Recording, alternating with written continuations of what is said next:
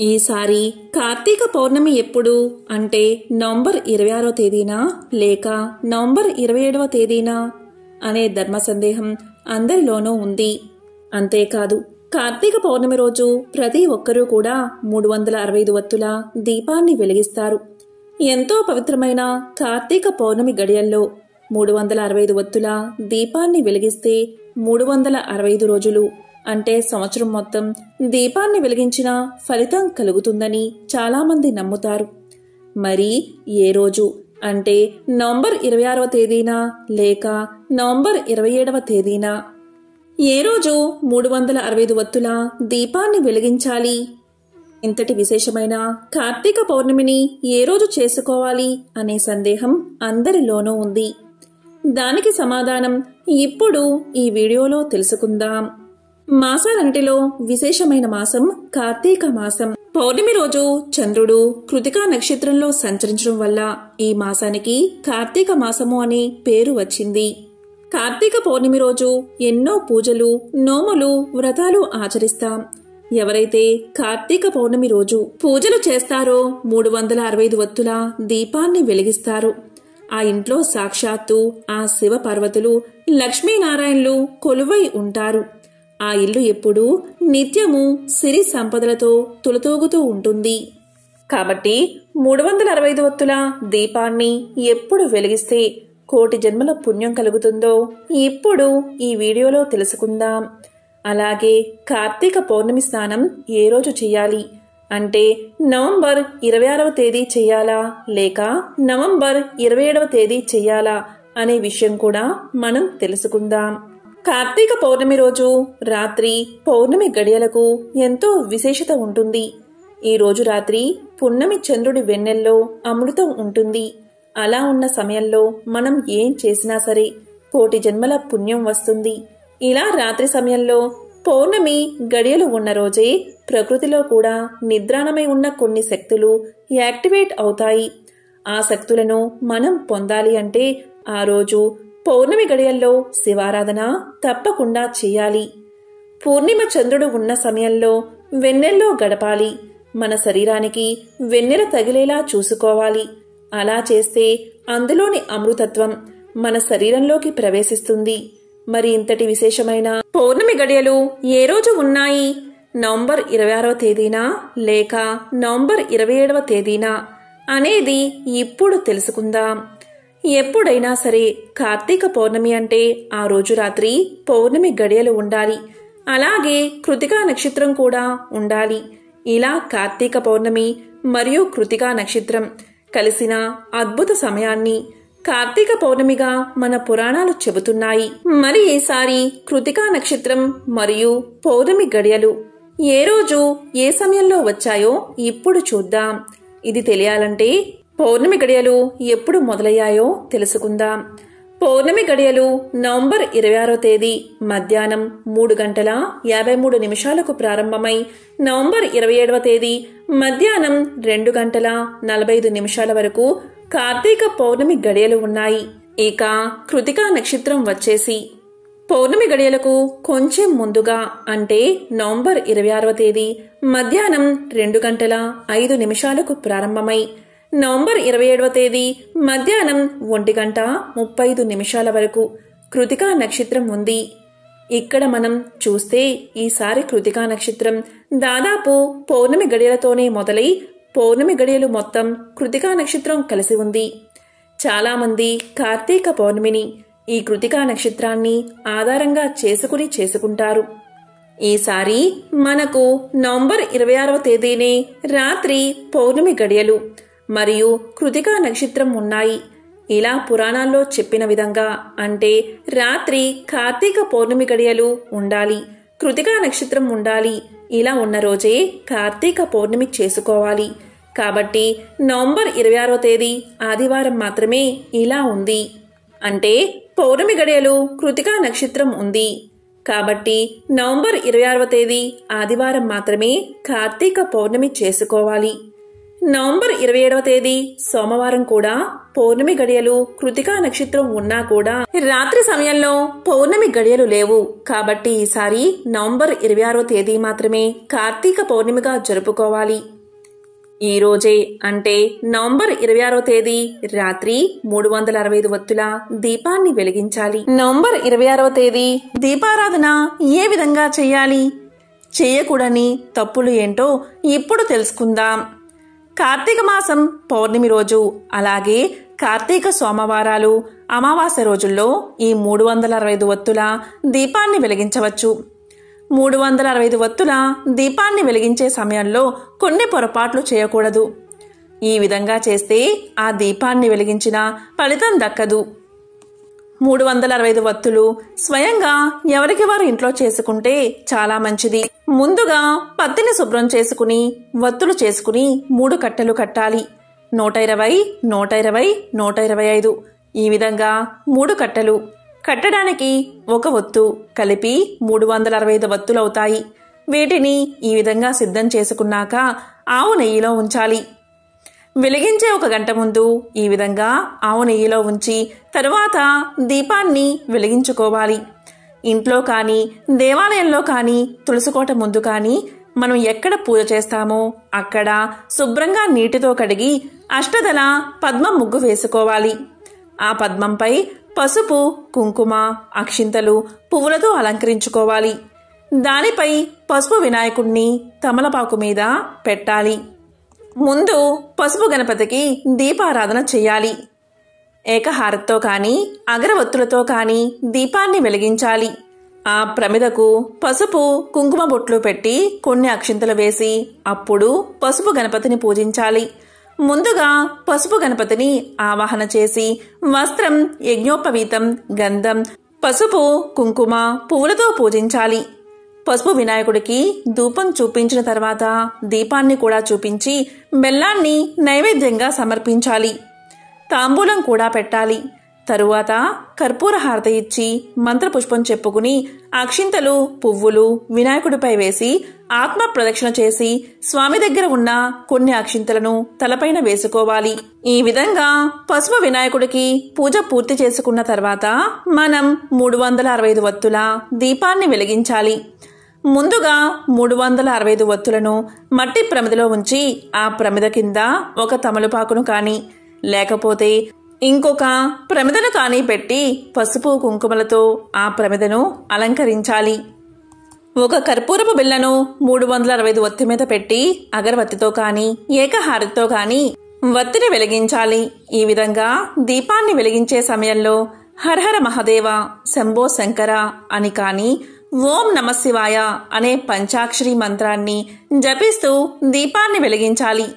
దీపం వెలిగించిన తర్వాత 365 వత్తుల దీపాన్ని పసుపు, కుంకుమ, పూలతో పూజించాలి. తరువాత ఆ దీపానికి ధూపం చూపించాలి. అలాగే దానికి చలిమిడి, వడపప్పు, పానకం నైవేద్యంగా సమర్పించాలి. అదేవిధంగా కొబ్బరికాయ కొట్టి నైవేద్యం సమర్పించాక చివరగా కర్పూర హారతి ఇవ్వాలి. ఈ విధంగా పూజ పూర్తయ్యాక ఆ ఒత్తి వెలుగుతూ ఉన్నంతసేపు మనం కార్తీక పురాణాన్ని చదివితే చాలా మంచిది. వీలు కాని వారు ఓం నమశివాయ అనే పంచాక్షరి మంత్రాన్నైనా జపించాలి.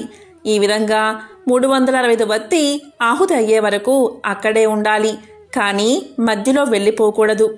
అలా మధ్యలో వెళ్ళిపోతే దీపం వెలిగించిన ఫలితం దక్కదు. కాబట్టి చాలామంది ఇలా కుదరని వారు ఇంట్లోనే ఈ 365 వత్తుల దీపాన్ని వెలిగిస్తారు. ఉదయం నుంచి ఉపవాసం ఉండి పౌర్ణమి రోజు సాయంత్రం ఈ విధంగా దీపారాధన చేస్తారు. అదేవిధంగా చాలా మంది ఉసిరికాయ దీపాన్ని కూడా వెలిగిస్తారు. మరి కొంచెం మంది బియ్యం పిండితో ప్రమిదలు చేసి ఆవు నెయ్యితో దీపాన్ని వెలిగిస్తారు. ఈ విధంగా దీపారాధన చేస్తే ఎంతో విశిష్టమైన ఫలితం కలుగుతుంది. దీపారాధనకు ఆవు నెయ్యి దొరకకపోతే నువ్వుల నూనె కూడా వాడవచ్చు. కార్తీక పౌర్ణమి రోజు ఆవుకు గ్రాసం తినిపిస్తే సర్వదేవతల ఆశీస్సులు మీకు కలుగుతాయి. ఈ విధంగా 365 వత్తుల దీపం ఆహుతి అయ్యాక అక్కడ కొన్ని నీళ్లు చల్లి చేత్తో మొత్తము కూడా శుభ్రం చెయ్యాలి. దాన్ని ఎవరూ కూడా తొక్కకూడదు. వచ్చిన బూడిదను నీటిలో కలిపి మొక్కల మొదట్లో పోయాలి. ఈ విధంగా 365 వత్తుల దీపారాధన చేసి సంవత్సరం మొత్తం దీపాన్ని వెలిగించిన పుణ్యఫలం పొందవచ్చు. ఈరోజు ముఖ్యంగా ఇంటి ముందు తులసికోట దగ్గర దీపాలను వెలిగిస్తే సర్వ పాపాలు తొలగి శుభం కలుగుతుంది. దీపం వెలిగించే అవకాశం లేనివారు శివాలయంలో ఆవు నెయ్యిని సమర్పించినా చాలు. దీపారాధన చేసిన ఫలితం మీకు కలుగుతుంది. ఈ రోజు దీపం వెలిగించడం వల్ల అన్ని కోరికలు నెరవేరతాయి. కార్తీక పౌర్ణమి రోజు నమక, చమక, మహాన్యాస ఏకాదశ రుద్రాభిషేకం చేస్తే శివుడు ప్రసన్నుడవుతాడని పురాణాలు చెబుతున్నాయి. కార్తీక పౌర్ణమి రోజున ఉసిరికాయలను దానం చేయడం వల్ల దరిద్రం తొలగిపోతుంది. లలితాదేవిని కార్తీక పౌర్ణమి రోజు భక్తితో సహస్రనామాలతో పూజిస్తే ఆ దేవి సకల ఐశ్వర్యాలను కలగజేస్తుంది. ఈ కార్తీక పౌర్ణమి రోజున విష్ణు ఆలయంలో స్తంభ దీపం పెట్టిన వారు శ్రీ మహావిష్ణువుకి ప్రీతిపాత్రులవుతారు. ఆ దీపాన్ని చూసిన వారి సకల పాపాలు తొలగిపోతాయి. శివకేశవ భేదం లేని పరమ పవిత్రమైన మాసం కార్తీక మాసం. ఈ కార్తీక పౌర్ణమి రోజున జరిగే జ్వాలా తోరణ దర్శనం చేస్తే సర్వ పాపాలు తొలగిపోతాయి. జ్వాలా తోరణ దర్శనం చేస్తే భూత, ప్రేత, పిశాచ బాధలన్నీ నివారించబడతాయి. కార్తీక జ్వాలా దర్శనం వల్ల మానవులకు, పశుపక్షాదులకే కాదు క్రిమి కీటకాలకు సైతం పునర్జన్మ ఉన్నదని పురాణాలు చెబుతున్నాయి. నవంబర్ 26వ తేదీ ఉదయం యథావిధిగా తులారాశిలో స్నానం చేసి ఆ రోజంతా ఉపవాసం ఉండి నక్షత్ర దర్శనం తర్వాత అంటే రాత్రి సమయంలో నవంబర్ 26వ తేదీ సాయంత్రం 6 గంటలు దాటిన తర్వాత మళ్లీ పూజ చేసుకుని 365 వత్తుల దీపాన్ని గుడిలో లేదా ఇంట్లో వెలిగించుకోవాలి. ఇక్కడ ఒక విషయం గుర్తుపెట్టుకోండి. కార్తీక పౌర్ణమి రోజు నదీ స్నానం చేస్తే అత్యంత పుణ్యం మీకు కలుగుతుంది. ప్రతి ఒక్కరూ కూడా సముద్ర స్నానం, నదీ స్నానం చేయలేకపోవచ్చు. అలాంటి వారు ఇంట్లోనే ఉండి సముద్ర స్నానం, నదీ స్నానం చేసిన ఫలితాన్ని పొందాలి అంటే మీరు స్నానం చేసే ముందు చిటికెడు కల్లు ఉప్పు అంటే సముద్రపు ఉప్పును ఆ నీటిలో వేసుకుని దానితో స్నానం చేయండి. నవంబర్ 26వ తేదీ అంటే కార్తీక పౌర్ణమి రోజు ఈ విధంగా స్నానం చేసినా కూడా కార్తీక పౌర్ణమి స్నాన ఫలితం 100% దక్కాలి అంటే నవంబర్ 27వ తేదీ ఉదయం సూర్యుడు తులారాశిలో ఉండగా అంటే తెల్లవారుజామున 3 గంటల 30 నిమిషాల నుండి 5 గంటల 30 నిమిషాల మధ్యలో కార్తీక పౌర్ణమి స్నానం చేయాలి. వివరంగా చెప్పాలి అంటే కార్తీక పౌర్ణమి రోజు కార్తీక దీపం అలాగే కార్తీక స్నానం చేస్తే చాలా మంచిది. కార్తీక దీపం ఎప్పుడు పెట్టాలి అంటే రాత్రి సమయంలో. నవంబర్ 26వ తేదీ మధ్యాహ్నం నుంచి పౌర్ణమి గడియలు మొదలై నవంబర్ 27వ తేదీ మధ్యాహ్నం ముగుస్తున్నాయి. కాబట్టి నవంబర్ 26వ తేదీ రాత్రి సమయంలో పౌర్ణమి గడియలు ఉన్నాయి కాబట్టి నవంబర్ 26వ తేదీ దీపాన్ని వెలిగించాలి. 365 వత్తుల దీపాన్ని వెలిగించాలి. ఇక పౌర్ణమి స్నానం ఎప్పుడు చేయాలి అంటే సూర్యుడు తులారాశిలో ఉండగా అంటే ఉదయం 3:30 నుంచి 5 గంటల 30 నిమిషాల లోపు చేయాలి. నవంబర్ 26వ తేదీ మధ్యాహ్నం పౌర్ణమి గడియలు మొదలై నవంబర్ 27వ తేదీ మధ్యాహ్నం పౌర్ణమి గడియలు ముగుస్తున్నాయి. ఇలా చూస్తే నవంబర్ 26వ తేదీ ఉదయం అంటే తెల్లవారుజామున సూర్యుడు ఉదయించే సమయంలో అంటే తులారాశి సమయంలో పౌర్ణమి గడియలు లేవు. నవంబర్ 27వ తేదీ మధ్యాహ్నం వరకు పౌర్ణమి గడియలు ఉన్నాయి కాబట్టి కార్తీక పౌర్ణమి స్నాన ఫలితం మీకు 100% దక్కాలి అంటే నవంబర్ 27వ తేదీ ఉదయం కార్తీక పౌర్ణమి స్నానాన్ని ఆచరించాలి. ఇక్కడ మీకు సందేహం కలగవచ్చు, ఎందుకు తులారాశి సమయంలోనే కార్తీక పౌర్ణమి స్నానం ఆచరించాలి అని. ఎందుకు అంటే ఈ సమయంలో నీటిలో గంగాదేవి, అగ్నిదేవుడు ఉంటారు. సమస్త తీర్థ దేవతలు కూడా ఆ సమయంలో నీటిలోనే ఉంటారు. ఆ సమయంలో స్నానం చేస్తేనే మనం తెలిసి తెలియక చేసిన సమస్త పాపాలు ఆ గంగాదేవి పోగొడుతుంది. అందుకే ఈ సమయంలోనే స్నానాన్ని ఆచరించాలి. మీరు కార్తీక పౌర్ణమి స్నానాన్ని నవంబర్ 26వ తేదీ కూడా ఉదయం 3:30 నుంచి 5:30 లోపు చేసి ఆ రోజంతా ఉపవాసం ఉండండి. ఇక నక్షత్ర దర్శనం తర్వాత పూజ చేసుకుని 365 వత్తుల దీపాన్ని వెలిగించండి. అలాగే నవంబర్ 27వ తేదీ తెల్లవారుజామున కూడా కార్తీక పౌర్ణమి స్నానం ఆచరించండి. ఇలా చేస్తే 100% స్నాన ఫలితం మీకు దక్కుతుంది. నవంబర్ 27వ తేదీ ఉదయం సూర్యుడు తులారాశిలో ఉండగానే స్నానం ఆచరిస్తే చాలా మంచిది. ఇది కుదరని వారు కనీసం పౌర్ణమి గడియలు వెళ్లేలోపు అంటే నవంబర్ 27వ తేదీ మధ్యాహ్నం 2:45 లోపు ఖచ్చితంగా అందరూ కూడా కార్తీక పౌర్ణమి స్నానాన్ని చేయండి. నవంబర్ 26వ తేదీ మధ్యాహ్నం 3:53 నుంచి మీరు సముద్ర స్నానాన్ని చేయవచ్చు. మనం నిత్యం పనుల్లో ప్రతిరోజు దీపారాధన చేయడం కుదరకపోవచ్చు. అందుకే ఈ కార్తీక పౌర్ణమి రోజు 365 వత్తుల దీపాన్ని వెలిగించి 365 రోజులు దీపాన్ని వెలిగించిన ఫలితాన్ని పొందండి. ఇలా సంవత్సరం మొత్తం దీపారాధన వెలిగించిన ఫలితం రావాలి అంటే మీరు ఖచ్చితంగా నవంబర్ 26వ తేదీ రాత్రి 365 వత్తుల దీపాన్ని వెలిగించండి. ఇక ఇక్కడ విశేషం ఏంటి అంటే నవంబర్ 27వ తేదీ సోమవారం కార్తీక పౌర్ణమి గడియలు కూడా ఉన్నాయి. అందున కార్తీక సోమవారం. ఈ కార్తీక సోమవారం మధ్యాహ్నం వరకు పౌర్ణమి గడియలు ఉన్నాయి.